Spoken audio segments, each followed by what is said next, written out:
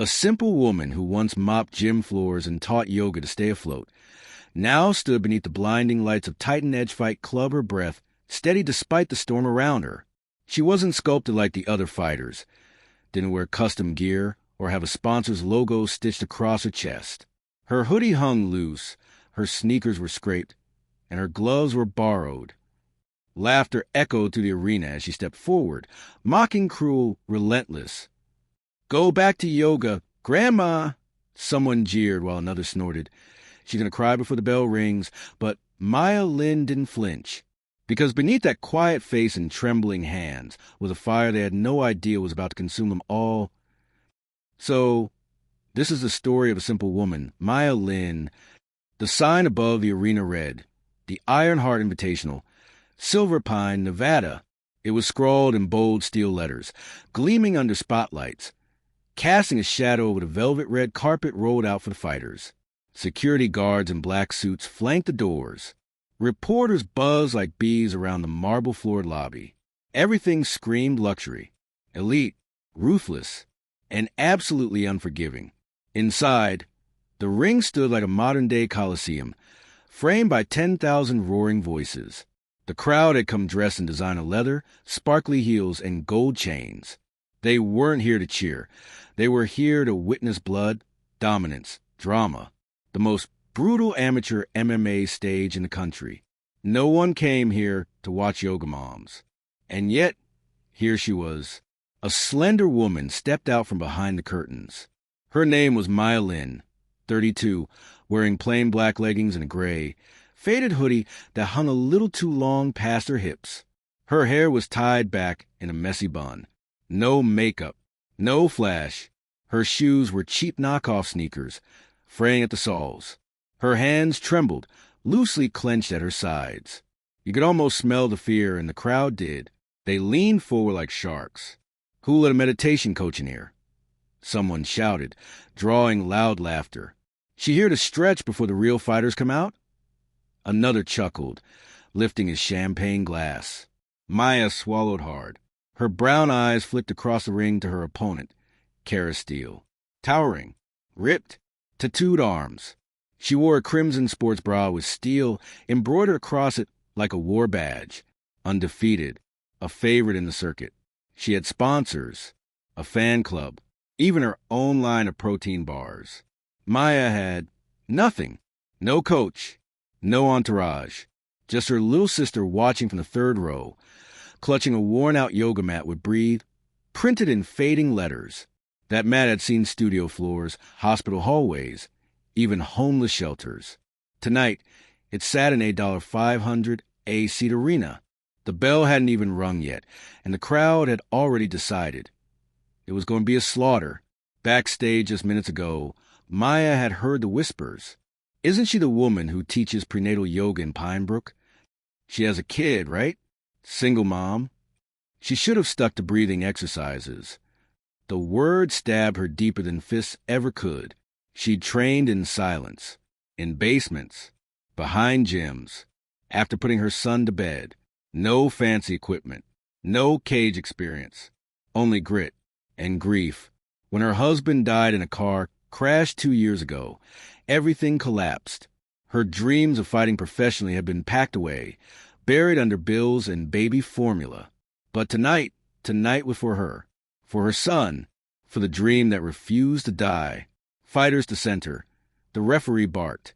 Maya stepped into the circle, her knees slightly buckling. Kara smirked and leaned in.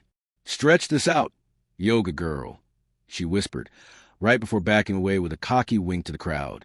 The bell rang, and within 10 seconds, Maya hit the mat. A spinning back kick. Clean, powerful, ruthless. She didn't even see it coming. Her body crumpled. The air sucked out of the arena in a collective gasp before bursting into cruel laughter.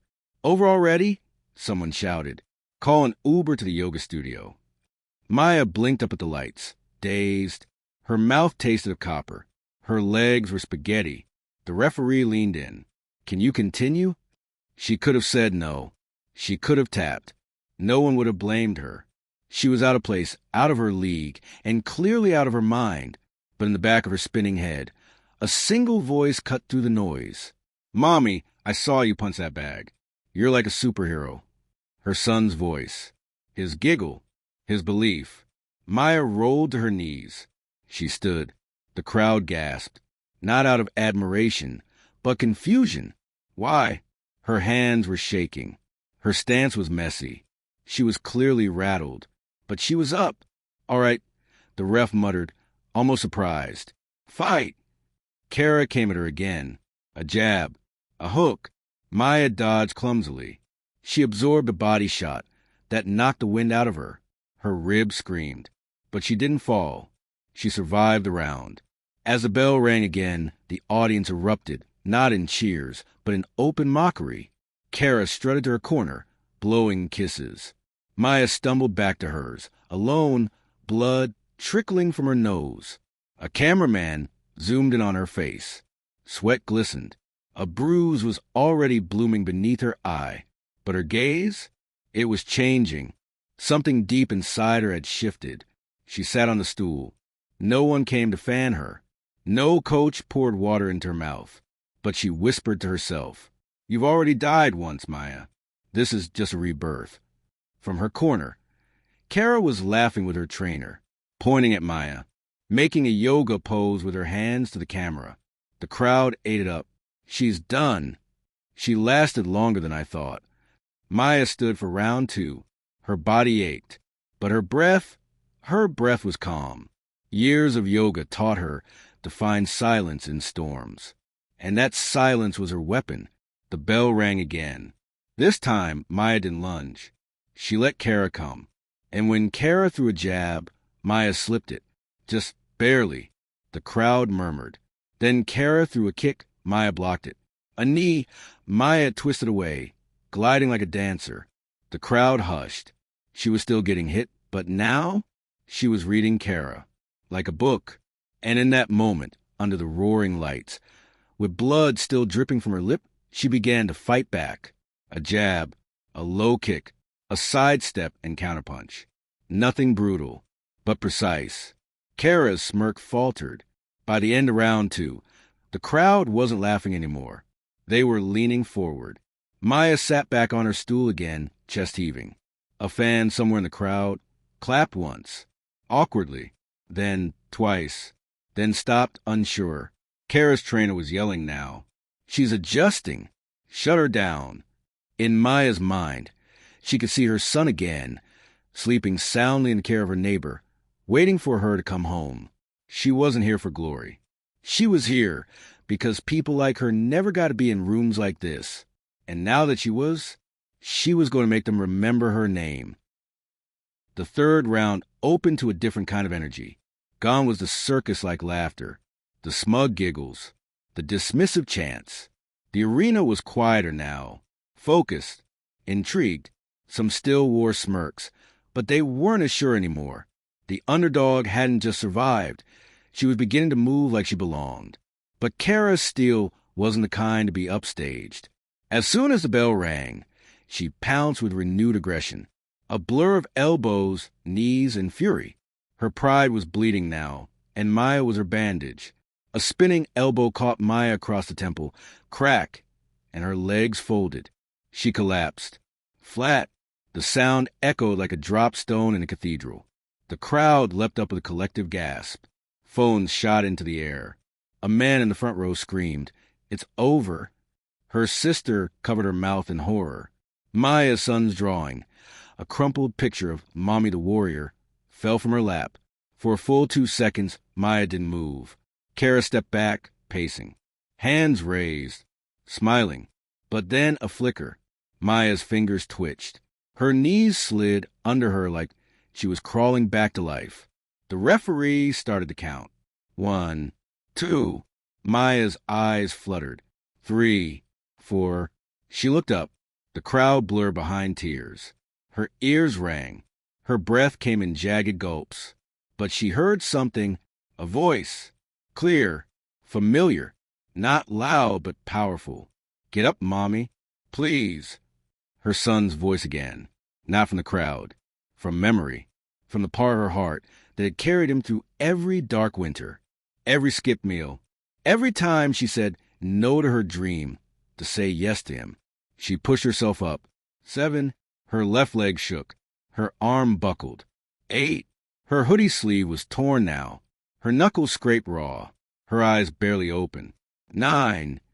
And then she stood on trembling legs, on pride, on history, on heartbreak. The ref looked her in the eyes, blinking in disbelief. You sure?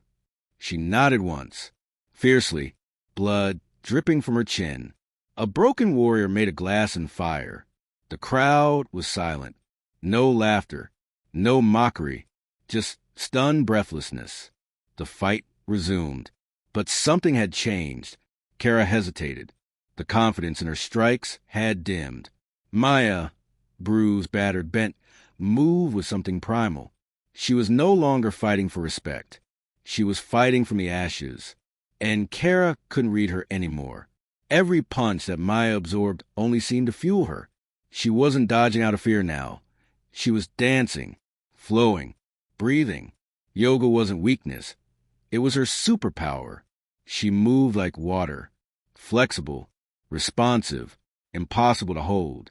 She let Kara burn herself out trying to dominate. And in those final moments of round 3, as Kara's breathing grew labored and sweat poured from her forehead, Maya struck. A feint, a pivot, a crushing side kick to Kara's midsection. The giant stumbled. The crowd gasped. Another jab. Then, unexpectedly, Maya spun, channeling every ounce of breath, grief, and grace into a stunning, sweeping roundhouse kick. The impact was sharp. Kara's mouth guard flew. She staggered backward and dropped to the mat. Flat. The ref jumped between them. Kara was out cold. For a heartbeat, nobody moved. Then, like a rising wave, the silence shattered into screams. People stood. People clapped. People shouted the name they had laughed at an hour ago. Maya! Maya! Maya! Her sister sobbed uncontrollably in the stands, holding her phone up, recording history. Maya didn't raise her arms. She just stood there, still, shaking, her eyes glassy, lips split open, breath heavy. She had nothing left to give, but she had given everything. The announcer's voice finally came through, stunned and stuttering. Winner by knockout, Maya Lin. The crowd roared. The same crowd that mocked her shoes, her hoodie, her presence, was now giving her a standing ovation. Some were crying. Some were still in shock. A reporter whispered, "Did we just witness the greatest amateur comeback in Iron Heart history?" But Maya didn't hear it. She walked slowly to the edge of the ring, hands trembling. And there, pressed against the barrier, was her sister, tears streaking down her cheeks, holding up Maya's phone. A video call. On the screen was a little boy with messy curls and the biggest smile in the world. "You did it, Mommy. You made them clap for you." Maya burst into tears. The crowd watched in stunned silence as this warrior, who defied every expectation, cried like a mother who had just come home. This wasn't just a win. It was a resurrection. Later that night, the locker room was dim. The celebrations echoed somewhere in the distance. Claps, chants, the low buzz of disbelief that still lingered in the air like smoke. Maya sat on a wooden bench, staring at her scraped palms. The hoodie she wore earlier lay across her lap, torn and blood-stained. Her body ached in places she didn't know could ache. Her lip was split. Her ribs throbbed. Her legs felt like they had carried a mountain. But her heart, it pulsed with something different, something alive. The door creaked open. Maya looked up, expecting maybe her sister. Instead, it was Vin Carter, the head recruiter for the UWC, United Women's Combat League. The same man who once laughed during her 30-second trial video submission. The same one who sent back a one-line rejection. Try yoga. He stood quietly for a moment, then walked in, removing his cap. "I owe you an apology," he said, his voice low. "I watched tonight, and I didn't see a fluke. I saw greatness." Maya blinked. Her throat was dry. "Why does that only come after a woman bleeds in front of you?" He hesitated, humbled. "Fair." He sat across from her. There's a spot opening up in the next season, broadcasted nationally. Prime time. We want you. Full contract. Sponsorship. Training. Travel. Maya looked down at her knuckles, at the soft tremor still running through her fingers. She wasn't sure if it was pain or power. I'm not polished, she whispered. I don't have money, or trainers, or a flashy backstory. Vin leaned forward, eyes steady. You have something none of them do. When you fell, everyone thought it was over, and you stood up like you planned to fall, like it was just another breath, like you were teaching us something. She laughed softly, wiping her eye. I was teaching yoga, actually. He smiled. Ironic, isn't it? Maya didn't answer right away. She stood up slowly, pain making her movement stiff. She walked to the mirror in the corner. Her reflection stared back, bruised, broken, beautiful. I didn't do it for you, she said, not turning around. I did it because one little boy thinks his mom is a superhero. I couldn't let him down. You didn't, Vin said. You lit the whole damn arena on fire. She turned, hoodie in her hands. I'll need childcare. Done. I won't wear shorts. You wear what you want. I train at night, after bedtime stories. Say no more. She exhaled, slowly, deeply. It was happening, for real.